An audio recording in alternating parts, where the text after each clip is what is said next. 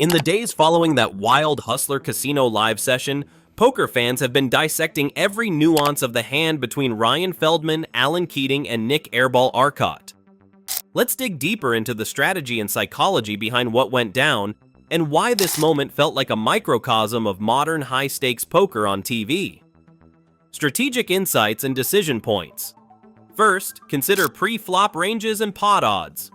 Ryan Feldman, Hustler co-owner, raised to $8,000 on the button with Ace Hearts, King Hearts, facing Airball's $800 straddle and Keating's $1,600 restraddle.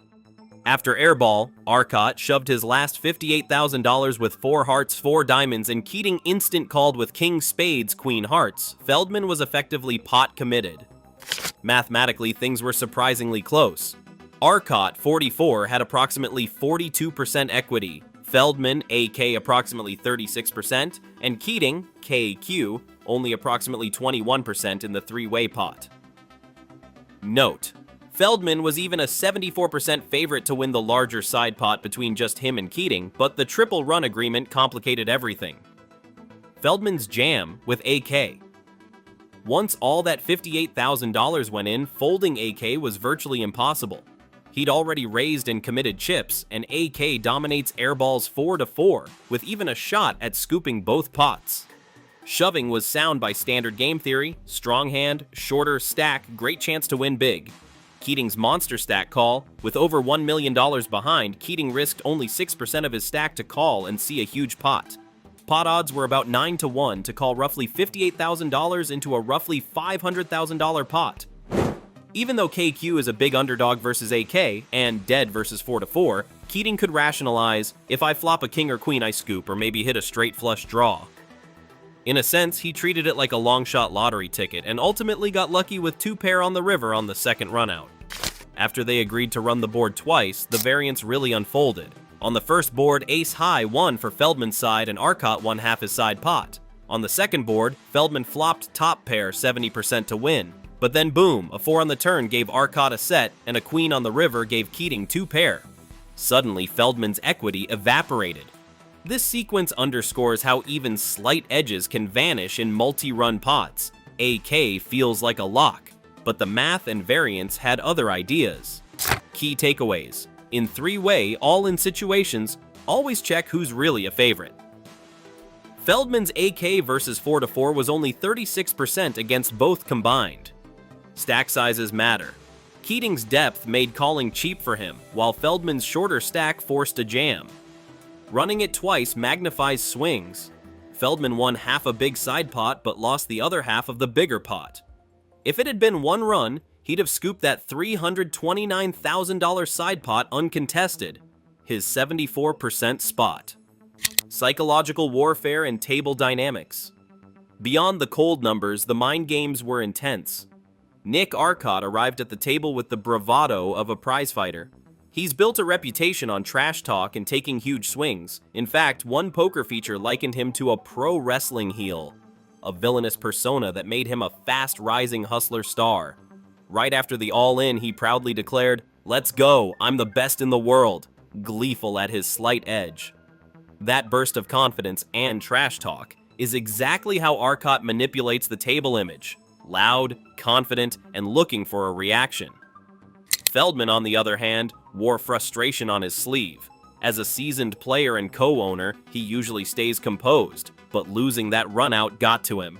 Counting chips afterward, he muttered in disbelief, "How do I go against those 2 hands and lose money?" His tone was half amused, half aghast, exactly how many pros feel when variance stings hard.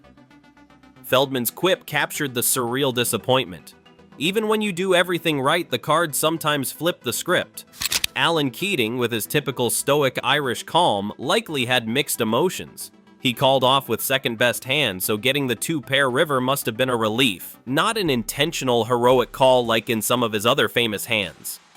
The very fact he mumbled, "I don't like it," before calling suggests he knew the hand was marginal, but at least he walked away without losing, and did catch that miracle cue.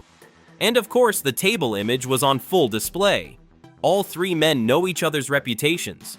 Feldman and Keating have been in HCL/Millions games together for years, And rumors swirl that they even have business differences off the felt. Every razor call carries extra subtext when old rivals clash. Arcot, the loose cannon, loves to exploit that tension. He'd have savored outplaying two famous high rollers, especially if he sensed Keating and Feldman squaring off. Between raises, all-ins, and quips, this hand played out like a psychological thriller. Arcot's swagger clashed with Feldman's professionalism and Keating's grind, a three-way character study as much as a poker hand. Hustler atmosphere and high-stakes trends. It's worth stepping back. This hand didn't happen in a silent casino room. Hustler Casino Live is essentially a poker party.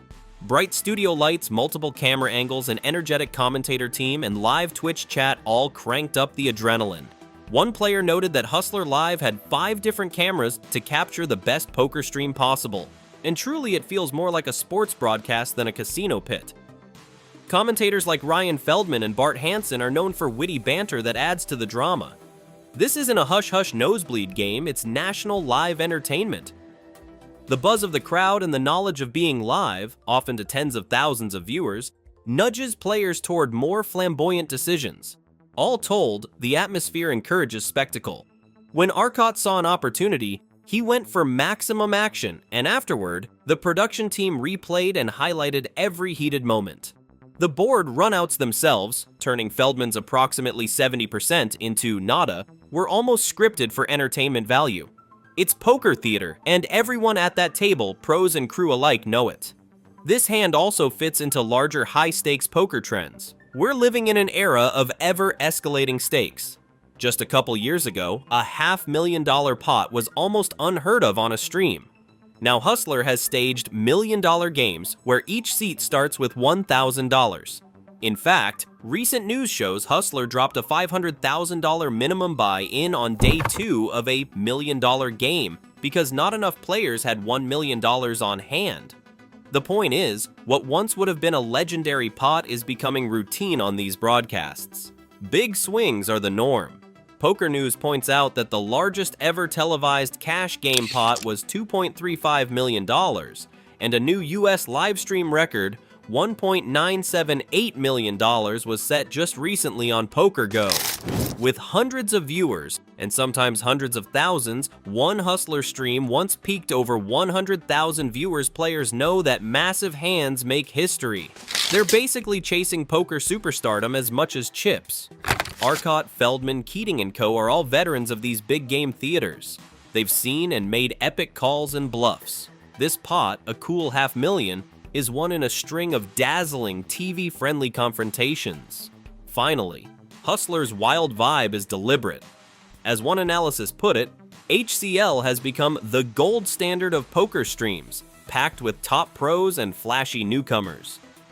Stars like Keating, a seasoned hero caller, and Feldman, the affable boss, blend with characters like Airball. The show's unique format and exciting personalities create an engaging atmosphere that viewers love. This hand, brimming with bravado, disbelief, and an improbable flop-turn river sequence, is exactly the kind of content that cements Hustler's reputation as a game-changer. Beyond the immediate math and the replayed hand histories, there's a quieter lesson about table dynamics that this river exposes. High-stakes poker is as much a study in human tendencies as it is in odds. Big pots change behavior, and players adapt their psychology around those shifts.